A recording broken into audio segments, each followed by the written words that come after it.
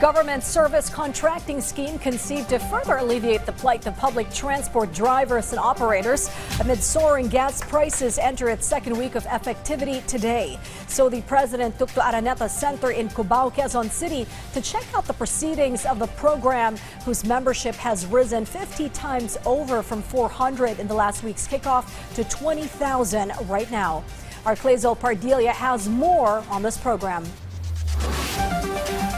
President Ferdinand R. Marcos Jr. inspected the second week of the implementation of the service contracting program. At the Araneta Center terminal, the nation's top officials checked tarpaulins displayed on the front of jeepneys as proof of their participation in the SCP. He also looked at the attached QR codes used to track trips in exchange for subsidies. The chief executive also engaged with drivers and passengers to ask about their experiences. Under the government service contracting program, drivers and operators receive an additional 30 to 100 pesos per kilometer mileage pay. Masyado mataas ang presyo ng langis, masyado mataas ang presyo ng diesel, ay hindi na sila kikita.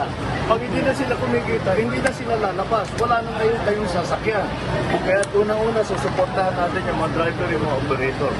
From 400 last week, the number of participants is expected to increase by 20,000 today. Among them, minibus driver Sep, from earning just 600 pesos due to high fuel prices. His income is expected to increase by as much as 15,000 pesos. Bukod sa kikitain namin maghapon, may inaasahan pa kami sa maghapon sa na tulong galing sa gobyerno.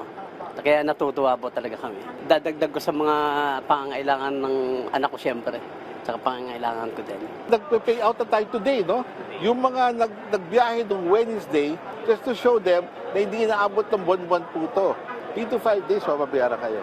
In return, a 40% fare discount is provided to senior citizens, persons with disabilities, and students. Regular passengers like Cynthia receive a 20% discount. From 64 pesos from Cubao to Bulacan, she now pays a little over 50 pesos. May tatlo akong nag-aaral na anak, tapos may baby ako. So, yung magtitipid kong discount dito, yun nga po, mabibili ko siya ng ano pang kailangan sa bahay, kaya diaper, pandagdag. More than 800 routes will be served by the service contracting program. Around 300,000 passengers are expected to benefit daily. Clayzel Pardilia from the National TV Network for a new and better Philippines.